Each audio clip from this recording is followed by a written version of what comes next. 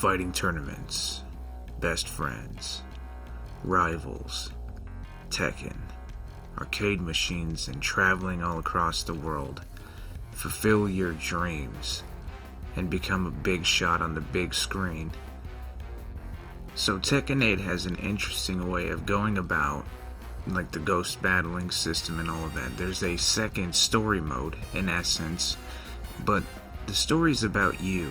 You as the player, not as any of the main characters or anything like that. You are the main character, because it's supposed to be that you meet up with your friends. So here we are, customizing an avatar to roam around the world and travel the world to take the title of the King of the Iron Fist on the joysticks.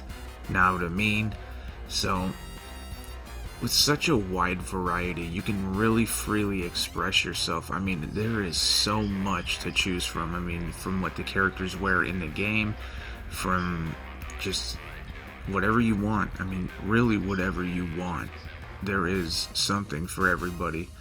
And the little questing itself is a lot of fun. I do enjoy running around, just randomly fighting people in the arcade machines, or you can travel around to different areas to hone your skills with people that play differently, and certain arcades play differently, which is a pretty neat idea.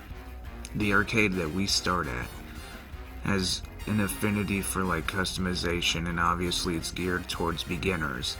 Then you move on to one that maybe they're all about punishing combos, or maybe they're all about throwing attacks, or maybe they're all about low sweeps and strings and rage arts and full arts or whatever. It's really cool how they develop a little world to gauge how you play and your play style, and you can kind of just go to one or just go to the free ghost battle area, which is called Final Round, and just hone your skills.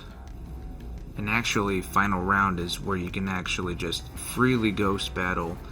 I know I said that, but you can also do a lot more with the treasure battles. And y'all, you know who my main is.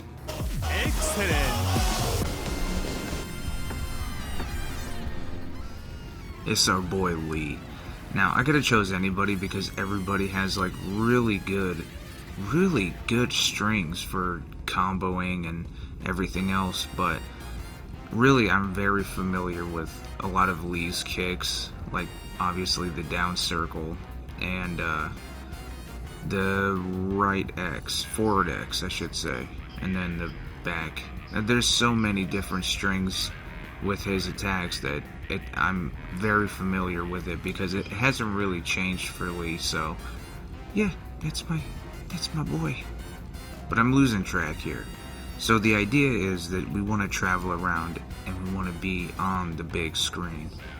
And it's very rewarding to do so, because overcoming those different challenges, the different things that you face, and it's nothing life-changing or anything like that. It's literally just in the game what you're doing, like fighting against enemies that have a certain skill set that maybe you can't really, you have to like low kick before you can actually hit them with the high attacks, or you have to do whatever, you have to roll a Nukemi, and then your friend Max also gives you missions. I don't want to spoil too much of the game in case there are people that haven't played it yet, but it's really cool how they tied that together with like the Tekken universe, almost like it's its own entity, because then it's like, oh well, Tekken never ends because of you. So it's kind of like a thank you, I feel, like to the audience, to the gamers, to the people that play the game, you know, and wish for their stuff to be like, oh, you know, how many people do you know that are like too good at fighting games for their friends, but not good enough to go into a tournament like that? I feel like that's where I'm at. Like, I'm not good enough to go to a tournament, but whenever I play with my friends, it's like, they're like, nah man, we ain't playing with you. So it's really cool to have that feeling of like success when, because it's like almost like a two-part success. You get the trophy and it's you in the game, but then you're like, oh man, well, we really just did that. We really just had to go and train and battle and learn different things, learn different punching attacks, or learn different, whatever you needed to do, because they give you a tutorial on virtually anything and everything for each character. So if you're like me and you're like, I'm not sure how this is going to play, because I didn't play the demo or anything. I kind of wanted to have a fresh jump into Tekken 8, just the same way I do with every single game. I don't typically play demos or like pre-releases, because I always want to have a fresh experience when I get the game. That being said, if you're unfamiliar with the character, if you're like, oh, I could use a refresher, or oh, I haven't played this series since such and such game, then it's good to have something like this, something that gives you like that progression system and also makes you feel rewarded for going so far or beating the game in a sense. But all in all, it's really cool and you should check it out. And yeah, Tekken 8 is fucking awesome. I love it. I just do. I already dove. I think I'm at 12 or 13 hours and I just got the fucking thing. And I feel like I like it almost as much as 3. And, well, I like 3 through 5.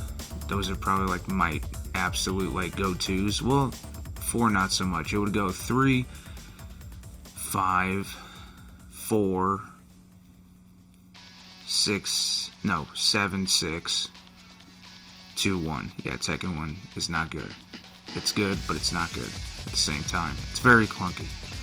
But yeah, it's super good, super clean, good to learn, good to grasp on things, good to have the progression system, good to keep getting that progression system and unlock different things in the game. So it doesn't just progress you in this story, it progresses you in the game itself, because you unlock different customization items without having to go out of your way to buy them or figure out, be like, oh, how do I get $1 million? Because they reward you with that one, but they also reward you in the ghost battles with unlocks. So it's really cool, and you should check it out. Thank you all for watching. I appreciate you all. 1K gang. Let's go. Get ready for the next battle.